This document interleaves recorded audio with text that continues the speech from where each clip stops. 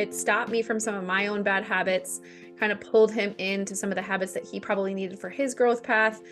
And both of us were just able to kind of have better conversations with each other because the Enneagram was almost that third point in the conversation, instead of blaming the other person for being some kind of way, like, oh, I'm right and you're wrong. No, we're both right. We just have very different perspectives on certain things. It gave us kind of that tool to not take things so personally.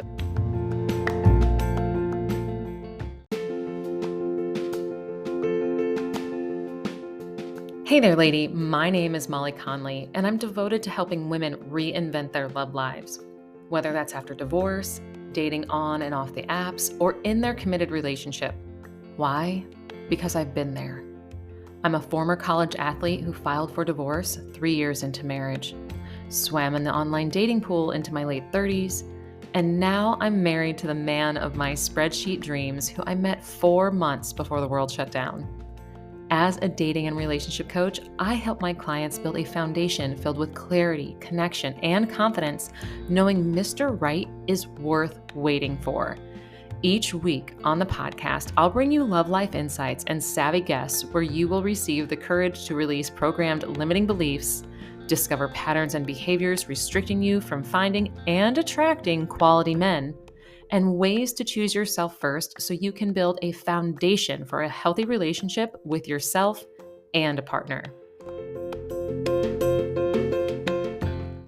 Why, hello there, lady. Welcome back to Reinventing the Arena podcast. I'm your host, Molly Conley. Today's guest, Chelsie Engle, is a certified Enneagram coach who empowers individuals to discover their true selves. With over 13 years of experience leading workshops and helping hundreds of people find their Enneagram type, through her specialized approach, Chelsie brings a wealth of knowledge and expertise to her clients. She has worked with large corporations, small teams, couples, and individuals utilizing the Enneagram to help clients break free from the constraints that hold them back and live a more present and connected life. I am so happy and give a warm welcome to Chelsie. Thank you so much for coming on the podcast. Thanks for having me, Molly. I'm excited to be here. So you and I met last year during this virtual program that was put on by Smitten Singles called Unplugged. And you were the first session of the four of us. And I couldn't help but love your story about how you got started with the Enneagram and how that impacted your life. Would you mind sharing that with the ladies here today? Absolutely. I'd love to. It's one of my favorite stories. So so prior to becoming a certified Enneagram coach, I was a teacher and instructional coach for 10, 11 years for the Des Moines Public Schools. And it was an amazing job. Just as many teachers, I had gotten to the point where I was kind of getting to the burnout stage. At the same time, I was also going through infertility struggles. And so kind of struggles at work and at home. And after finally being able to have my daughter through the help of IVF, I thought all my problems would be solved, right? Like I have the baby, I have the husband, I have the job. I'm supposed to feel perfect now, right? Because I have the perfect life that I thought I wanted. Turns out, no, I still was riddled with stress, anxiety, having anxiety attacks, migraines, because I didn't know why. I was just stuck and I needed help. So I finally went to therapy. And through seeking therapy, ended up finding a therapist who knows about the Enneagram. At that point in time, I had invited my husband along with me because I learned that it was more of a team effort for us to both kind of learn about ourselves. And so when I finally learned about my Enneagram type and his, every single issue, problem, or thing I had taken personally within our relationship finally felt like, oh, that is why, because I'm an Enneagram 2. I want to be loved, wanted, and needed. And he's an Enneagram 9, and he wants peace, to be at ease, restful, be comfortable. And there's so many things about our relationship that worked, and that was also in there. But all of the reasons why I felt rejected by him, which is a fear of mine, all came to light. And I was like, here it is. Like, this is why I no longer have to take things personally. And so I was just kind of hooked by that point. Then I wanted to learn all the types and eventually ended up leaving teaching and got certified in the Enneagram, and now have just been using it, like we said in the intro, to help as many people as possible get connected with this transformational information. I love that. And as a fellow type 2, I'm like, yes, I can relate. I can't even imagine the impact of like going to therapy, because I have mentioned before on the podcast that I have also gone to therapy, but being able to know about the Enneagram, I didn't know back then. I know a little bit because of you and how that just impacts, just like my day to day sometimes when Mhm. I think about these things. So before we get started, just in case there's some that are listening and have no clue, can you give the ladies like a brief overview or introduction to what the Enneagram is? Yeah, absolutely. I would say it's a personality typing system, but more than that, it's a self-discovery tool. And because it's an entire system of personality that helps us to understand ourselves. What takes it further than other personality types is that it tells you why you do what you do. So as humans, we focus on our behavior. So a lot of times behavior profiles tell you like, oh, you're kind, empathetic, caring. Those are behavior traits, right? But with the Enneagram, it tells you why. So what's motivating you from your subconscious, causing you to then be having these behaviors and attitudes. The attitudes are kind of those inner thoughts that we can't see. So it just basically illuminates for you and wakes you up to all of the ways you're kind of subconsciously being driven and helps you to change that story that you've been telling yourself about yourself over the years. And instead of being a kind of a stuck personality type where you're put in a box, it actually frees you from the box that you've already been living in by helping you to wake up to yourself, right? And see all the ways in which these motivations, fears, and desires have been driving you and gives you a path, a growth path to help you to find a more present and connected self through the levels of development. Oh, wow. That, first of all, the amount of knowledge and depth to the Enneagram can't even be explained with just what you said. Like, that's such a great overview. But like, after attending your class, I know that there is so much more to it. And just as like a personal note, for the longest time, I didn't know what motivated me. I Mhm. was always told by other people, oh, money is like the greatest motivator. I'm like, it's not for me. And as a Mm-mm. type two, when you brought it out of being loved, wanted, and needed, I was like, whoa, that is that There is it me. is. Did not recognize it at all. But each and every single one has a different, like you said, motivation, fear, and what was the other one? I'm Yeah, sorry. so motivation, fear, and desire. So the Okay. Enneagram is Ennea, meaning nine, because there are nine different lenses through which we view the world. Now, within the human experience, we can understand any of these nine things. The nine desires are not going to sound bad to any of us, right? And they're all equal. There's no one type that's better than the other. Like a one isn't better than a nine, isn't better than a three. So that's why they use the numbers instead of like words or names, because we Mhm. assign meaning and value to words and names. Whereas with numbers, it's very much so the type one is the type one, and this is the motivation, fear, and desire that they come at the world with. And we can understand that, and we can maybe have times in our life and empathize with that desire, but it is not necessarily what is fully driving and motivating our core personality type. So that's what can be hard for some people sometimes too. They're like, well, I do want that. I'm like, well, of course you do. Everyone wants to be at peace. Everyone wants to be competent, successful. I'm naming off some of the different types and what they want here. The each one everyone can see that and go, well, sure, I want that. But once you get under the hood and go, but what is it that I like? Why am I doing what I'm doing? Mm. Um, that kind of then, oh, okay, so not everybody has that same lens. And then you can understand each of the other ones because there has been a time in your life where you've been like really driven for success or really driven to be at peace or whatever it is.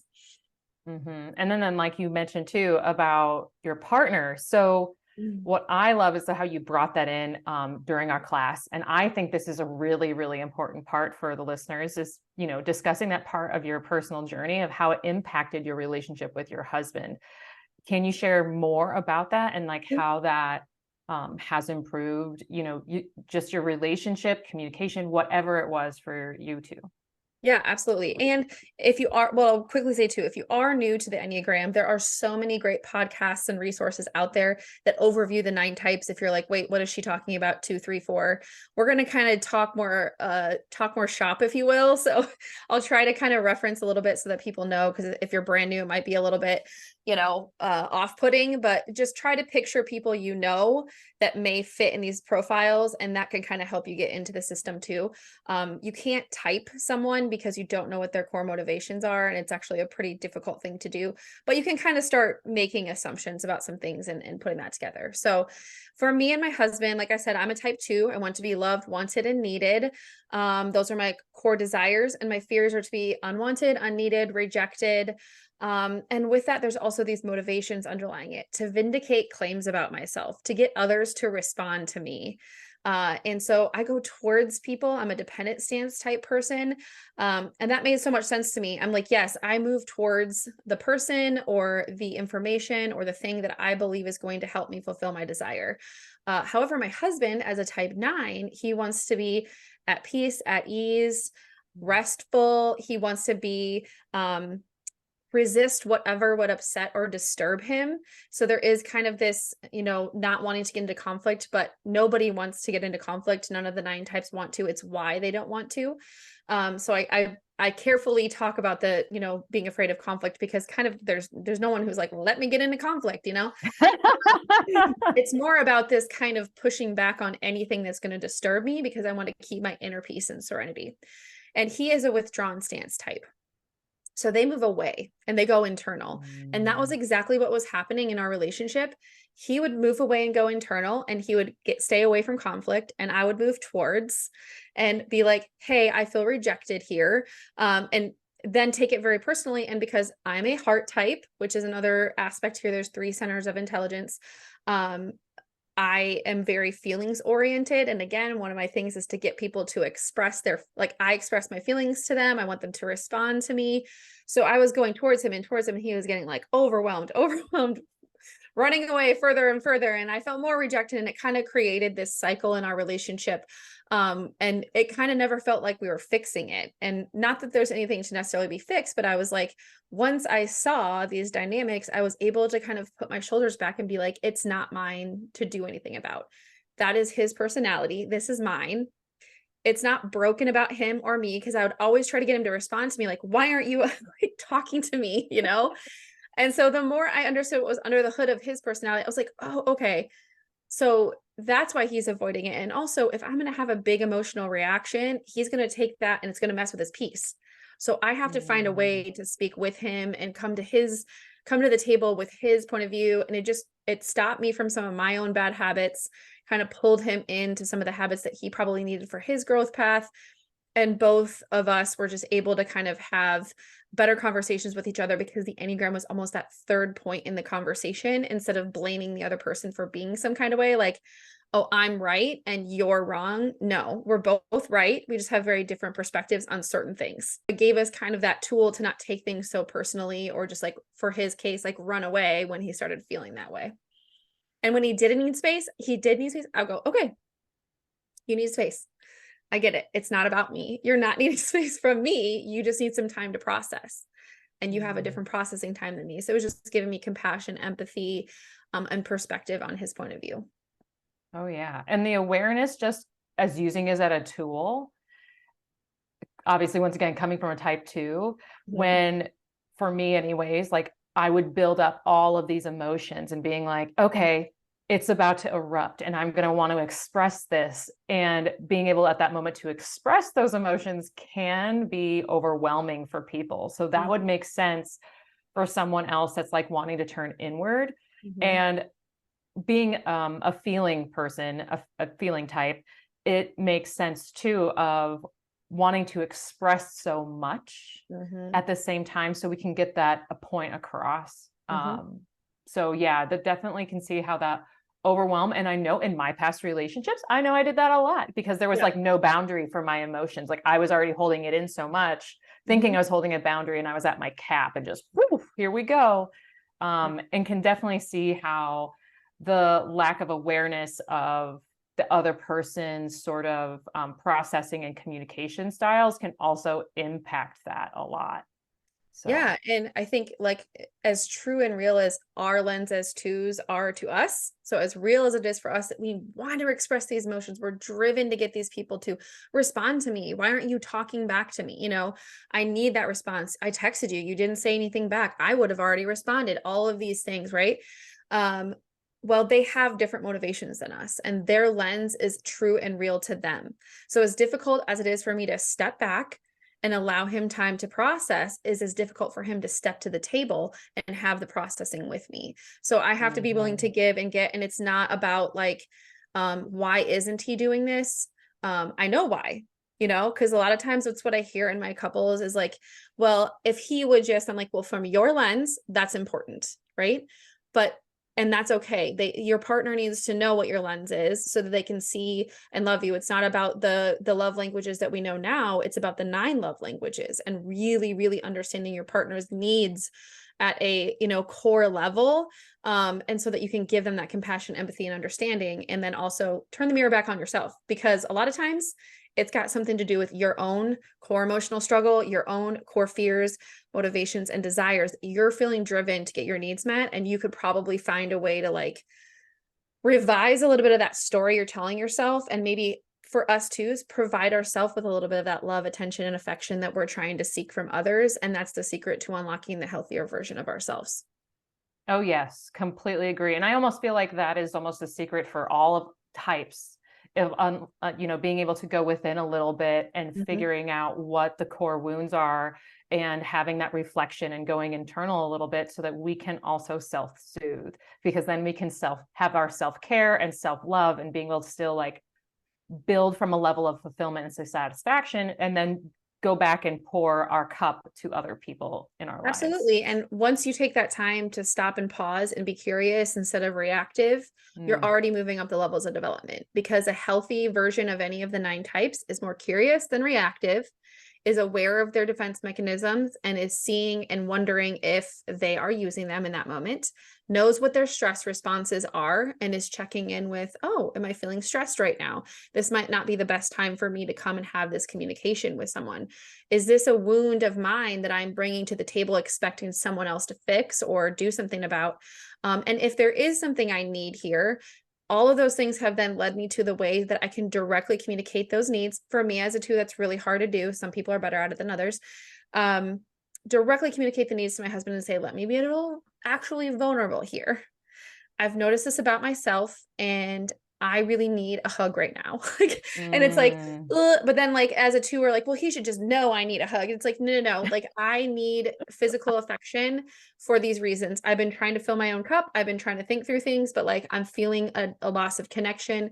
That's triggering a lot here. So it would be really helpful if I could just have a really big hug, or can we talk about these things, have an emotionally intimate conversation. Again, it took me looking inside to see what those things were.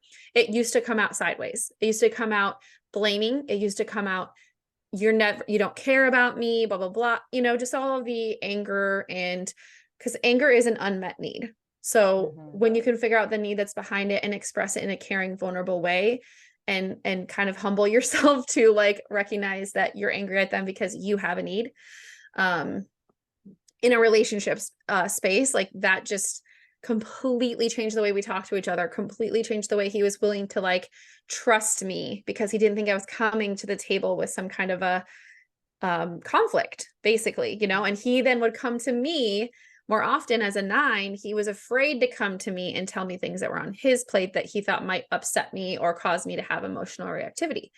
And so then when I proved to him, no, you can tell me these things, and I'm not going to I'm not going to go into my to like take take it personally and feel like you're rejecting me and you don't want me just because you feel this way, over the littlest things. And I never even realized how personal I was taking his feedback. But it's part of our motivations to vindicate claims about ourselves.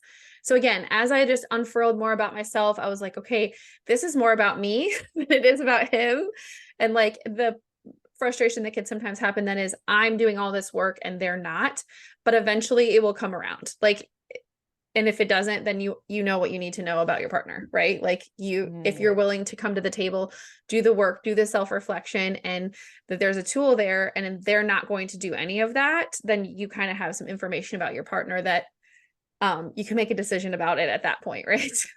Oh yeah, that's part of the reason why I also, aside from the Enneagram, believe that self-reflection and the inner work is like the biggest part of a relationship, being able to have that foundation work. Because when you do the work, there's so much more clarity that comes out of it, not just for who you are and how you respond, because you don't want to react. You want to be able to respond from a place of self-awareness, compassion, all those great things. And then being able to bring that to the table to your relationship. And then if you see someone that can respond, and the yin and yang back and forth, being able to have that ebb and flow in a relationship, because like you said, being able to speak your needs and be vulnerable, it is so helpful, especially from what I've seen, like for men, especially just being, oh my gosh, that's what she needs, I can provide a hug, that's so simple. Mhm. And being, like almost saving the day Mhm. sometimes, because that's meeting a need, and then it's helping you guys bond, or just as a couple bond, build trust, all those things. But if someone is unwilling or doesn't understand, that they also need to do the inner work, and maybe it's time to take a look at the relationship as a whole, when some people Mhm. may not want to up the ante and do that work. So Mhm. Yeah. thank you for sharing all that information about your, the journey that you had with your husband, because it's just so fascinating Mm. about all the different aspects of our lives, of how we communicate, how our needs are met, wanting to be vulnerable, all those things, how the Enneagram can actually shed a light and actually, encompass so much more than what we think is just a personality test. What people like Absolutely. Yeah. previously.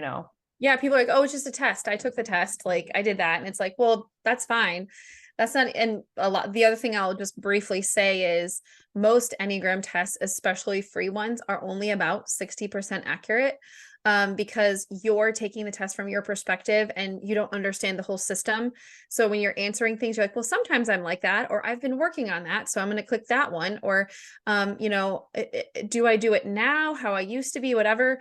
And so that's again, where talking to a coach can be super helpful, because the Enneagram is a dynamic system. And I've typed people who have done a lot of self-growth, self-awareness, and they're like, I've released myself from that. And that's beautiful. But when they're taking an online test that's basic, like average stereotypical behaviors from the type structure, they might end up typing wrong because they don't Mm. identify themselves with those types of behaviors any longer. But that doesn't mean that they didn't at one time have those behaviors. And it's more about where those behaviors are stemming from, which is a really difficult thing to test for online, right? Because again, the Enneagram is not about behavior, it's about why you're behaving that way. And it's usually more of a subconscious thing until you're able to bring more awareness around that. So just getting online and taking a quick test, or even a longer test, like is a difficult way to kind of get connected with your type. And that can be a barrier for people into the system, because they're like, well, I don't know, this doesn't sound like me, this is BS, I'm done. And so if listening to this and you're kind of like, wow, what is this, how do I use this, that is one of the things I provide for clients. And I've typed, like I said, hundreds of people. And even if that's all you do to get started, and the rest of it, there's so many free things online, whatever, it's that gift to yourself to really get under the hood and figure out what your type is, so that you can use the system. And I can't tell you how many times I've had people come to me like, oh, I just yesterday typed someone who said they were a 9 and they are a 2. And it's all Ooh. the time. Like I'm getting people coming in because they take a quick test, it tells them this, and they're like, I guess, but then you can't use the system if you're not typed correctly. It's very common, and it's okay. You can still learn about yourself and that other type as you go through that journey. Um, but something I like to tell people almost every time I talk about it, because I'm like, you might have taken a test and looked at it, but you might not have actually ended up with your type, right? Mm. Yeah. And when you said that, like 9 to 2, I'm just thinking about how, like you mentioned, like the core wounds or the things underneath that made that person type to a 9, Mhm. that they didn't realize maybe was affecting the different areas of what a type 2 brings to the table. Well, and So, and I think again, we don't want to admit things about ourselves. Like that's what yep. I see. The self-awareness factor of it has a part of it, and also like, ew, I don't want to be seen as that way. Whether or not you want to be seen that way is the way you are. And when you're talking with me, I don't let you off the hook with those things. So if I'm hearing something, I'll be like, because your initial reaction might be to be like, no, that's not true. And then I'm like, okay, are you, tell me why that's not true. So you never do XYZ, that kind of a thing. But mostly what's interesting is 9 and 2s on the outside look very similar. They're both in the Mm. positive outlook triad. So that means the way they come at conflict is to like come positive, bright side things, tell themselves everything's going to be fine, and try to like just put things, I'm fine, everything's fine, it's fine, and hope that it'll just go away. Nine's a little bit more so than twos. We sometimes go towards the more fixer mentality, especially when talking to others, like, I want to make you feel okay. I want to get Yeah. you to the positive side, which invalidates people's feelings and invalidates our own feelings, and then leads to us getting angry later because we didn't get our needs met. Yeah. So we have that Resentful. in common with each other. And so the behavior on the outside, it looks very similar. The nines also have a fear of being separated, and unloved, as well. So the fears are very, very similar as well. So like really drilling down on the 9 and the 2 is like, something we didn't talk about. And another thing people get kind of curious about is that when do you become your type? Like, when are Mm. you becoming a 2? Right. And that is a great question, but you can't go to an infant and say, tell me your core desires and fears and motivations. So because the system is based upon those kind of subconscious things, we can't really start typing people until they're older, but anyone who has children knows each of them comes out already with their personality, right? So they already come out assertive, or they come out dependent, or they come out withdrawn. And that is kind of the little person that comes out, and they act in that way. So most Enneagram teachers will say that you are born your type, but then you kind of develop that personality and come from that point of view and that perspective, that lens. And then whatever experiences you have in the world reinforce those lenses, those personality structures within you while you're trying to get your needs met, right? While you're going through life. And the first way that this happens is that the first relationship you have in your life is with your parents. So each of Mm. the 9 types has a parental orientation. And that is a really key thing to start kind of figuring out about yourself too, because it's how you come at the world. And the first relationship you have is how you're trying to redo the relationship wherever you are, whether it be at work or with a friend or whatever. And so knowing that pattern is also in relationships super important. So for me and you as 2s, we are ambivalent towards our protective figure. They didn't have to do anything for us to be that way, because again, we're likely born our type. But then if that gets reinforced, what does ambivalent mean? I don't know how to connect with you, but I don't want to be disconnected from you. Maybe it's not safe to connect with you. Maybe you're not available for me to connect with you. So I kind of I've got one foot in the door and one foot out. I'm sort of like coming towards you, but I don't feel the connection. So then I'm going to back away. And it just kind of feels like this like tug and push and pull. And so how do we find our space in the family, or how do we make a relationship with people? The protective figure is obviously the person who guides, supports, and kind of puts the rules in place for us and tells us, this is the way things should be done, and then reinforces that. The other figure is the nurturing figure. How can I be in a relationship with the protective figure? Become the nurturing figure. So that is what we do. Mm. We nurture. And everywhere we go, we see, how can I help? How can I support? So that we can then be connected, or feel more connected, wanted, and loved, right? And so that helps me, because I come into a friendship and I'm like, okay, what do they need? Like immediately. Yeah. I'm like, Yes. oh wait, what about me? Like, what do I need? Right. So that's where we kind of lose ourselves. Now the 9s, different. They're connected with both parental figure. So they Mm. don't want to lose the connection they have. So both connected with a nurturing and protective figure, and they lose their own identity, because when you're connected, you kind of identify yourself with that figure. What do they see as being like a successful, good person, or as a person in the world that is doing things the right way, if you want to say. So if you're connected with them, you're identifying yourself with them so that you feel connected with them and stay in that connection. The 9 is afraid of losing connection, and that's why they're afraid of conflict, because the conflict might disconnect me from people. And so the biggest fear they have is that disconnection, and the biggest fear we have is rejection. What's the difference? One of us is ambivalent, and one of us is already connected and fearing losing the connection. So it's like very nuanced, but like when you see it happening in someone's, like my husband would not listen to his parents. Like what they said Mm-hmm. was paramount. And I was like, bro, like leave and cleave, like What are we doing? Why are we trying to make our parents happy still? So even down to that level of things helped me to go, okay, he's still working through that, and believing that we can still have a connection with someone even when we bring something uncomfortable to the table. And I'm like, duh, you just have to talk things through. And he's just like terrified that people will disconnect from him if he brings it up. So it was just like a huge aha moment. That was a long one. So sorry about that. No, that's great because A you long just like, moment. what's so funny about how we're both twos. I'm like, oh yeah, I remember before I started doing my inner work, I would constantly tell whoever I was dating, and like, you need to cut the umbilical cord. Like, you're 30 something, like, get over it. Your parents do not rule your life. And I still talk to clients like, when you are alone, this is you, this is your reality. And yes, everything that has happened in your life is part of your lens, how you perspective of everything, of how you understand things.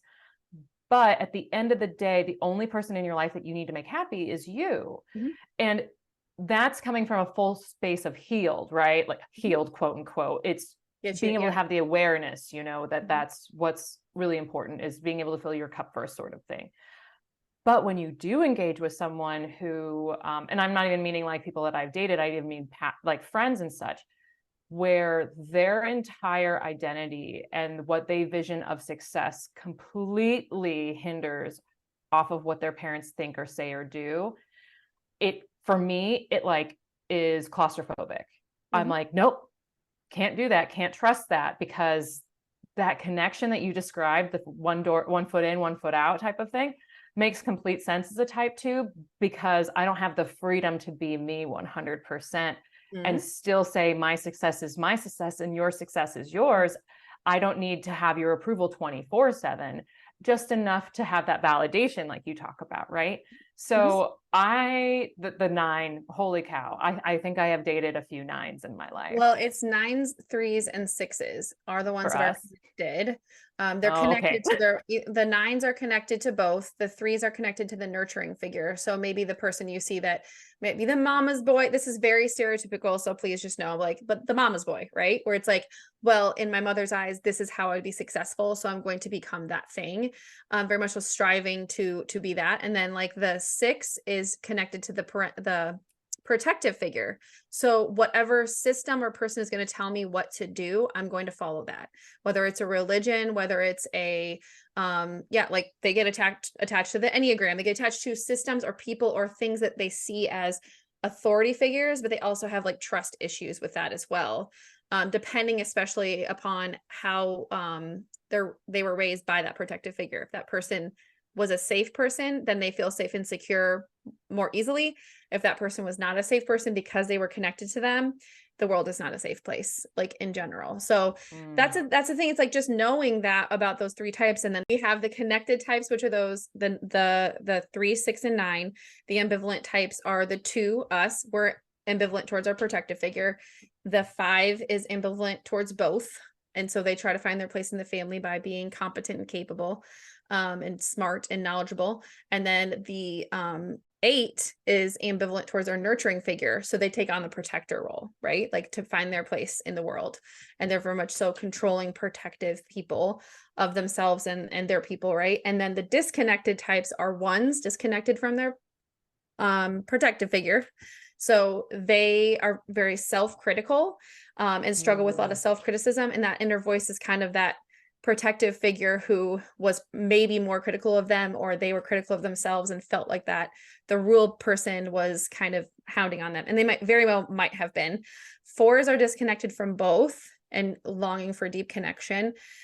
And the 7s are disconnected from their nurturing figure. So nurture themselves. So constantly looking for how I can get all of the things I want and nurturing myself and coming from that perspective. So yeah, just like knowing that about yourself, like already, if that's the only thing you learn from the Enneagram, and then your motivations are on top of it, like you said, it's kind of that like integral part to start like looking for the patterns in the way you interact with people. And then you're like, oh, I can't stand it when, not only I can't stand it, but I see the person being connected and I feel some kind of way about that. Again, that feeling is coming from your own experiences, right? So then you can kind of question around it and say, I see them doing that. It's never going to necessarily go away. But then when you find yourself doing it, you can kind of be like, oh, I'm doing the thing. So do I need to keep doing the thing? Is this serving me? Or can I kind of pause here and see if there's another way I want to come at it? Oh yeah, that makes sense. Like that's everything underneath the hood, like we just discussed. Like that's why I said like healed with quotes in a sense, because we're never truly Right. healed. We're just more aware. And then once we are more aware, we accept what's going on or what we have gone through and been able then to respond instead of react now, because we have that awareness to move forward in different ways and communicate all those things. So I love the fact that you went so in depth with that. I've been wondering what my husband's type is, Mm. and you just bring up the nurturing and whatnot. I'm like, he might be top 5 or type 8. I can't tell. And he's just, Mhm. he's definitely one of those where he like wants to be smart. He enjoys bringing that education to the table. Mhm. But yeah, Is he obviously I'm withdrawn? going to be like, Is he withdrawn or is he more assertive? with me or with his parents, like that's such a tricky one. I In would the say world, he's does he go after things? Is he more future oriented? Is he very much so like kind of do first kind of a thing and then maybe think about it later, like future oriented, what's the next, what's the next, what's the next? And then like moving against things, so pushing against things in order to get his needs met. Or the withdrawn is that internal focus. Like I said, it's independent, right? It's on my own, but it's withdrawn away and I need to process more. The withdrawn types process more. So they're going to go internal to either think through things, they're going to go internal to feel through things if they're a certain type. So kind of just like processing time takes a little bit longer for them most of the time. Can everybody make a quick snap decision? Sure, but oh that's yeah. kind of the overall arching. And then maybe when you're stressed, you might be doing the other thing, or when you're in conflict, you might be doing another thing. But like the vibe that you go like towards people, away from people, or against people. Gosh, it's so hard because I would say he goes towards, but that's usually just with how he is with work. Mm-hmm. So because he's an engineer, so for him, like he's always all about solving problems. That's always what he does. And so if I bring a problem to the table and he's stressed, like the great example is, oh my gosh, we bought something for Christmas that we just realized was a fraud. So now we need to find it on Amazon instead. And then we're going to buy it. And he's like, give me the link and I'll buy it now. And I'm like, no, let's discuss it later tonight. We'll figure that out. But then most of the time, if it's like emotional stuff or relationship stuff, he's very good at responding and having that conversation that we're looking for as twos. But sometimes we kind of like table it and be like, well, let's think about it later. Like I've been able to say, oh, we don't need to solve this thing right now. So Mm-hmm. he could be either, I think maybe more inward for when you process feelings and emotion for sure. So Mm-hmm. Is he more of a positive outlook person? Is he more like think through logical person, or is he logic, more 1000%. expressive with his emotions, like Definitely expressive? logic. So he's either a 1, 3, or 5. That's the competency triad. The ones are dependent stance, like us. Okay. So we kind of look like it's kind of like if you think about withdrawn, that's simplifying it quite a bit. But withdrawn types, which are 4, 5, and 9, are more of that like introverted, right? And then Mm. the assertive aggressive types, which are types 3, 7, and 8, are more extroverted. Not always. Again, this is more nuanced than this. And then kind of the ambivert sort of thing kind of can go either way, would be the 1, 2, and 6. Because I wouldn't say I'm always extroverted, but I can be, but I also need time to myself to process and da, da, da, da. So it's that kind of in between. Okay. So one's competency. So I'm going to think through things logically to solve a problem. Twos, we're going to go that positive outlook and we're going to try to make things be okay, be the fixers sometimes, or make everyone feel fine. The sixes are emotional realness or emotional reactivity. So they're going to vent out their feelings, that kind of a thing, whenever they come to a conflict. And so that's the ones, twos, or sixes in those dependent stance types. Mm. And then the threes, which are also competency triad, are assertive aggressive. But they're also thinking through those problems in a more logical way. And the fives are withdrawn. So they are very much so internal, and they are almost sometimes known as robotic when it comes to their emotions. They very much so intellectualize everything. A lot of engineers get kind of pivoted into the fives. They're not always fives, but my husband's was an engineer and he's a 9, so you don't have to be. But yeah, it can be hard because it's like, well, when you're with this person, you change, and this person you change. And that's why, again, having a coach just go through it. And I do couples typing sessions, so you could hear your partner answer the question and hear how different it is from you and what their perspective is and it's super fun to see. Sometimes the wife or the partner will look at the other partner and be like, what? That's your best feeling in the world? Like, that's what you're trying to like, they're just like, whoa, okay, that makes a lot of sense now, but also didn't know that. So super, super helpful. But sorry, that was all a lot of intensity, and probably you still don't have any clarity about what your husband's type is, but I actually think he's a type 3. type 3. Okay. So I'll table that idea and look into it more. Yeah. Well, the 3 is the one that is connected with their nurturing figure. So again, That what makes sense. nurturing figure says is what you do to be successful. I'm going to do that thing. And they want to be valuable to others. They want to have a value for other people, and they have a fear of being exposed. So they won't always be as open with their emotions, but they are a heart type. So the emotions are there. They just kind of keep themselves more often. So yeah. Oh yeah, that makes sense. And he's done some inner work. So he's been able to like table the need to be successful based off of what his mother says and stuff. So like he's done a lot of good work. So yeah. Then you know, being a type 2, I'm like, what? That's their journey, is to kind of be more authentic to what their desires are rather than what they think other people would see as valuable, right? And that's really hard for them, because it's like, well, what if people don't find me valuable then? And they're the kind of chameleon-esque type that can read a room and shift and change. So that's also hard to find their type, because they kind of become whatever that person in the room is going to see them being as valuable and successful. So normally with partners of 3s, they'll be like, you don't like that game. Why are you saying you like that game? Well, they're connecting, right? Because they're connected to their nurturing figure. They learned if they identify with that person, that's how they feel that connection. So they go around the world connecting with people by shifting just kind of little white lies about themselves to make the other person see them as valuable or someone who they would want to connect with, right? Yeah, I could say definitely a lot in that way. They get a lot done in that way. Yeah, it's hilarious when you just bring up a little bit of like the shifting. Like I can sometimes spot, I'm like, stop people pleasing me right now. I just want you to tell me exactly what you're thinking. I just want to tell.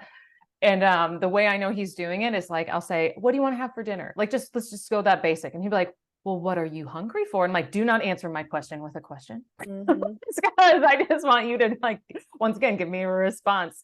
I don't want you to people please me. Let's just discuss what we want to eat tonight. Do you want Thai food and I want pizza? Cool. Do we want to get Thai pizza? Like that's what we want.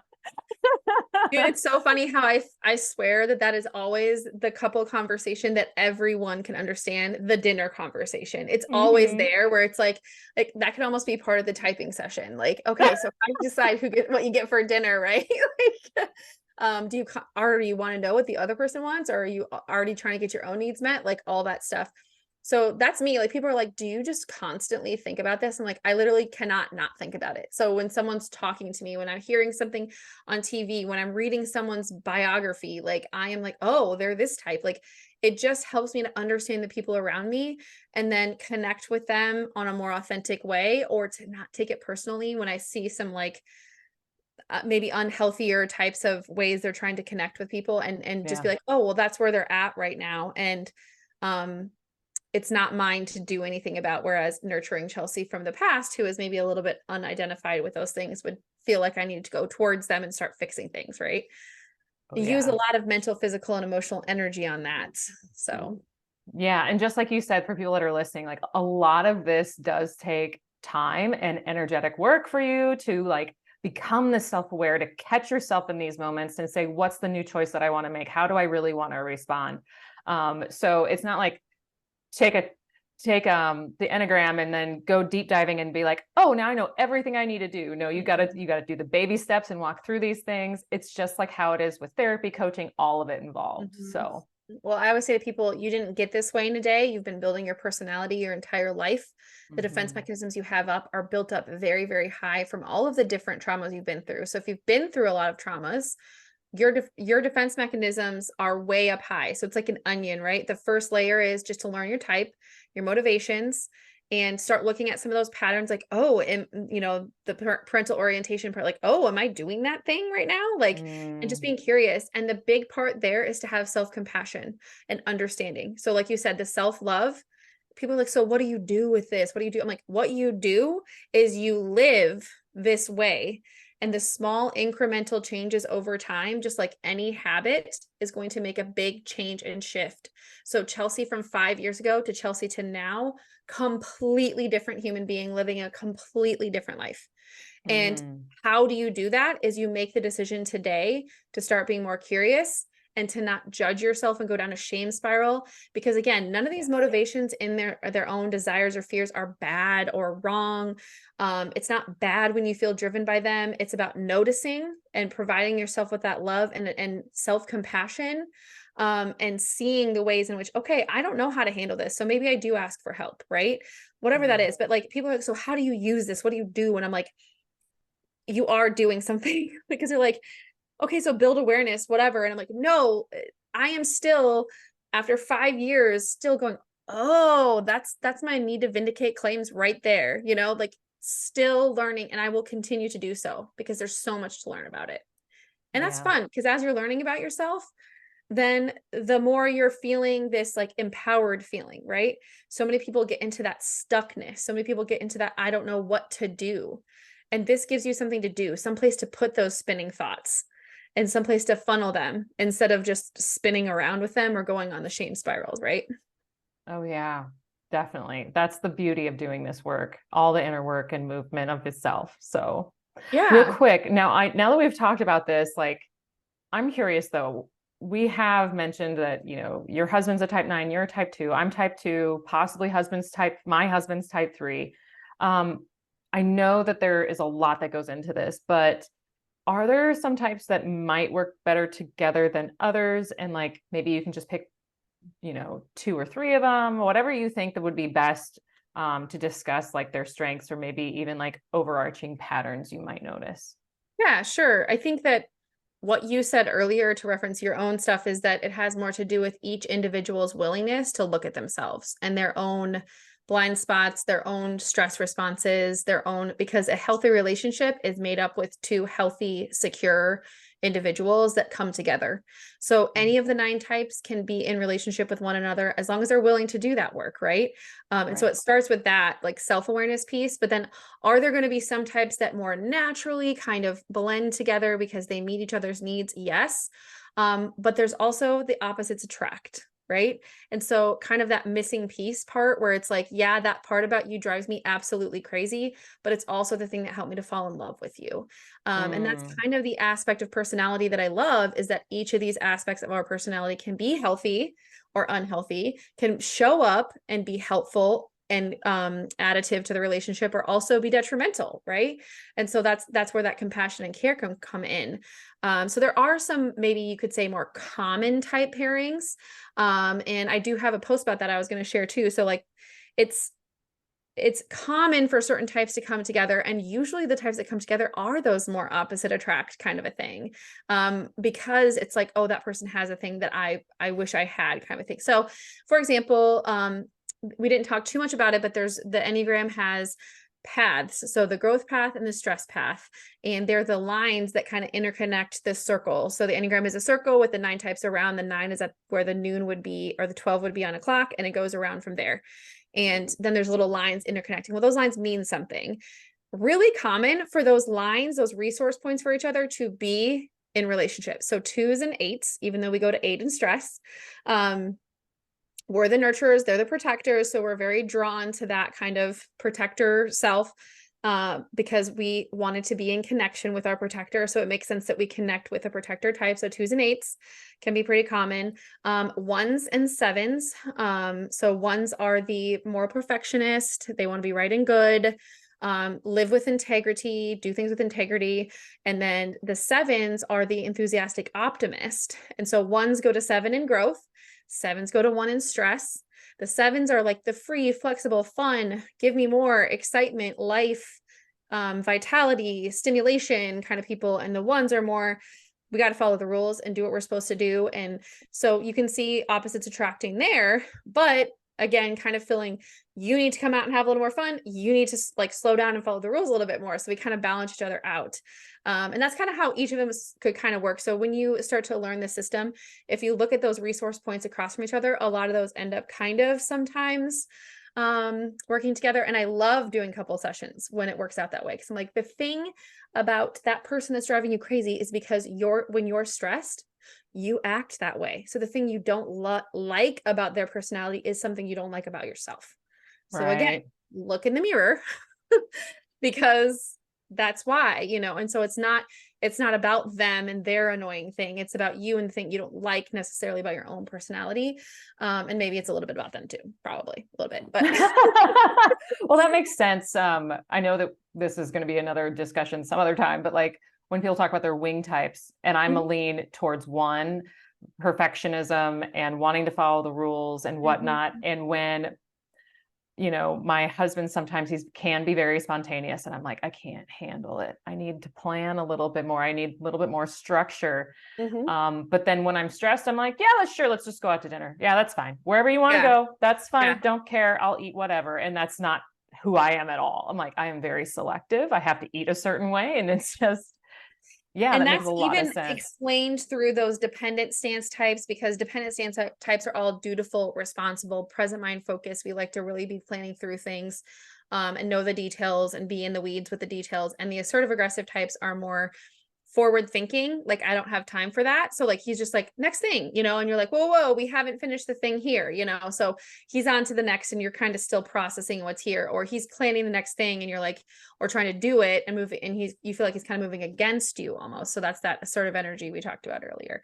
Not that Oh, he's yeah. always pushing, but like, that's kind of how that works. So Oh, yeah. That makes complete sense. To be yeah. honest, I could go on a tangent about that. So we'll just stop. I would love to hear it. That's what this is like what I live for. To me, I'm the same as you. I find it so fascinating to listen to couples, and I just listen to them, let them tell me all the things. And then I can say, do you want to know why that's happening? And I can kind of almost diagnose. And then it's this release of anger. It's this release, it's this understanding. And then it's like, look at the ways in which this is helpful for you. And also, yeah, it's okay that they do that thing that's annoying, because that's their personality. It's different from you, right? You wouldn't want them to be the exact same as you either, because that's an interesting thing to do too, is you have two twos in a relationship, or you have like two, like of any certain two types together. It feels simpatico at times, but then it's like you have those opposition, like the same, needing the same thing all the same time, can kind of end up bringing some interesting dynamics into the table too. I was going to say, I was like, I hope my husband's not a type 2, but like, I don't think he was, because we do have a lot of things in common. It's a lot, but at the same time, that would make sense that he's still close in type in a sense. You have, when you are a 2, you have a wing 3 and you have a wing 1. And so you access both of them at different times in different circumstances and scenarios. And as a 3, he has a 2 wing and he has a 4 wing. And so sometimes he leans right into the way you behave, and it's right there. And for people who don't know wings, they are just the types that are to the right or left of your type. And like we're kind of talking about here, they kind of bring a different nuance to the way you can show up and behave. You have access to both. You do use both. Sometimes there is a more dominant wing, the one that you identify yourself with more. And then that's when people will call themselves like a 2 wing 3 or a 2 wing 1. For me, I just say I have 2 with balanced wings. And what I find is people get more obsessed with like, which wing am I, than they really do about like the growth path. And so it's not an actually like important thing unless you're using it to understand yourself and others. Like, oh, this is how type 1s behave. And when I'm doing that thing, I'm in the type 1 a little bit more than just the type 2, right?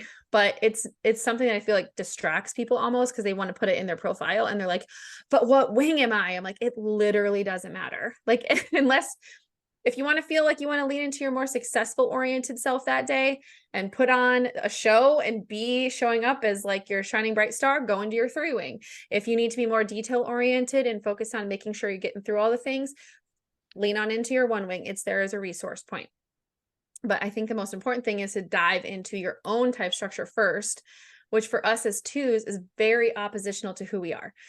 I don't want to know about myself. I want to know about everyone else. And so I almost had a block. I would start reading about 2s and I would like quit listening to my inner monologue and just start thinking, or I'd think about other 2s I know rather than myself, because I'd be thinking about other people. And I'm like, oh my gosh, focus on yourself, Chelsie. So yeah, crazy.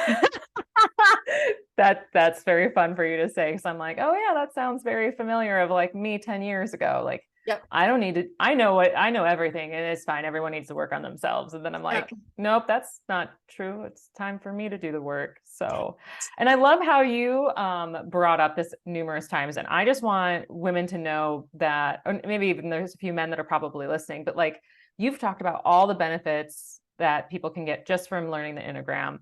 And you have, discussed the benefits that couples can have. But do you have like a client example of like maybe someone took the Enneagram with you few months, if not years ago, and how like did that impact their relationship? Can you share that insight at all? Yeah, I'm lucky enough to have taken a handful of people through my Elite Life experience, which is like a 3-month, 4-month long transformational experience where we go through from the beginning all the way through all the different structures that we've been talking about here, and even more that we haven't even touched on yet. And as they're doing that, they're developing their whatever. And so what ends up happening is whatever their growth path is, they find themselves with those benefits of I'm no longer like it's different for each of the types. For a Right. type 2 that I worked with, she had therapy, she had kind of worked through her trauma, she had sort of gotten through all that, but she was still feeling stuck, and she was still kind of on shame spirals all the time and having kind of spats with her husband. And so what she ended up being able to do afterwards, now it's been like a year and a half, he is now owning his behavior. She doesn't take it personally anymore. She doesn't jump into action to try to save him. She is taking care of herself. Her days are based on what's going to fill her cup first, and then she's able to Mm. be there for her family. The shame spirals have all but ended, except for on those really hard days where something comes up, and it's, and we're all going to have those, but she has the tools now to get back into the more balanced, connected, present self. And she just has the new habits of mind. So instead of automatically, like when she first started talking to me, it was always like, she would tell me a story and she would be like, my husband thinks I'm such a bitch or something like that, and he's like, oh yeah, you're a bitch. I'm like, your husband called you that? Like, hang on. She's like, no, he didn't call me that. I'm just saying he felt like I was being that way. And I'm like, how do you know that? Are you a mind reader? Mm. So we are creating these stories, and so stopping the story and really like, wait a minute, I'm calling myself that and then projecting that onto him. So many of these things that we were kind of rolling around with, now she has clarity of mind, owns her own feelings, let him own his. She knows when she's kind of going towards him for those things, chooses when to do those things. So again, it's very dependent on whatever type the person is, what their journey looks like. But it just continues to kind of grow, and they see that those kind of onion pieces unfolding. Oh, I'm doing that here too. And oh, I joined 5 more things on the school board. I don't want to do those things. I'm going to say no, right? But I saw where I could be of helpful and supportive, and I'm not going to do that anymore. Now I have my own scheduling time, so I do have time to go do the things I want to do. And it just takes the permission sometimes from people, and like thinking through those things. It seems really basic to other people, like just say no. But like for us too, it's like, oh no, that is a 3-month journey. That is a lifelong journey to learn how to say no. So Oh yeah. And learning when you say no of how to do it too. I feel really personal when I'm like, no, when it's just one sentence, because it takes a long time to get there. Because then you try mhm. to people please or explain why you can't do something. Mhm. That takes a lot of growth too to do. So I'm so excited Yep. that you shared that example. Now, I'm curious because you've mentioned the different sessions that you do with couples. Can you share what else you have to offer and like where everyone else can find you? Oh, I'd love to. Yeah. So, the most basic thing. So if you're an individual who just wants to start exploring this, I have a 2-session package, and it is that typing and leveling session package. So first you just, figure out what your type is. And then a couple of weeks later, we meet again to look at those 9 levels of development to help you to understand what do I look like at my healthiest self, and how I kind of disintegrate into the more kind of stuck, stressed out version of myself.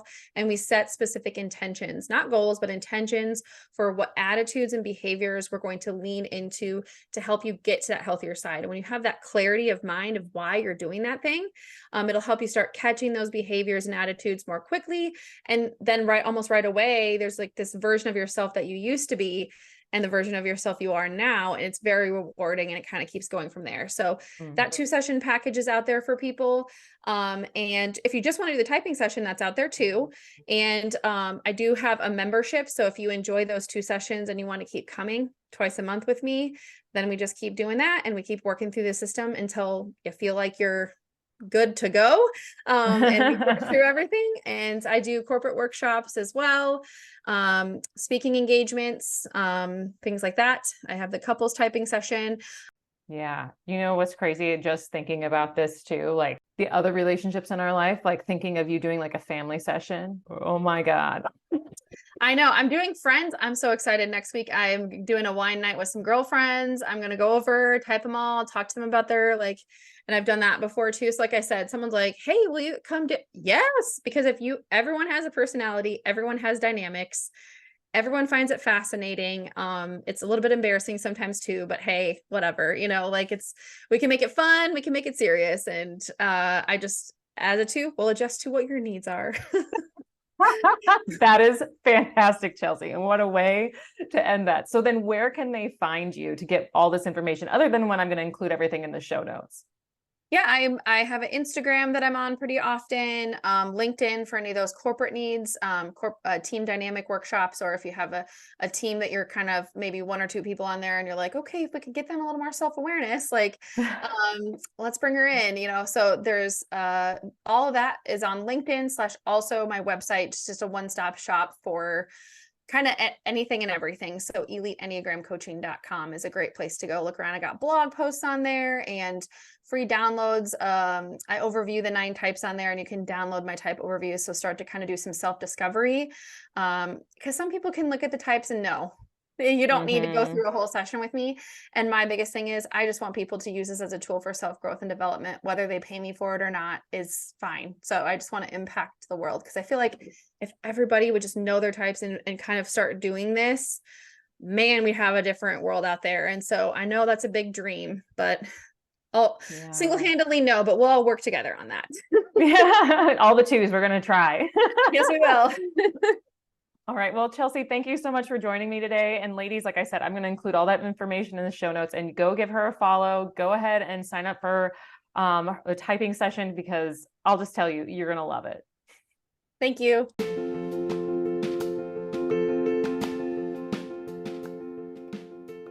Thank you for joining me on the Reinventing the Arena podcast.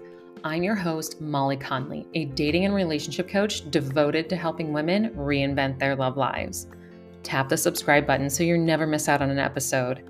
You can always find me on Instagram at Reinventing the Arena, or you can learn more by visiting my website, reinventingthearena.com. And know this, I 100% believe there is a man out there for you. There's no better time than now to believe it too. You can always reinvent your love life, lady, filled with clarity, connection, and confidence. Just take it one choice at a time. Enjoy the rest of your day, and I will chat with you again soon.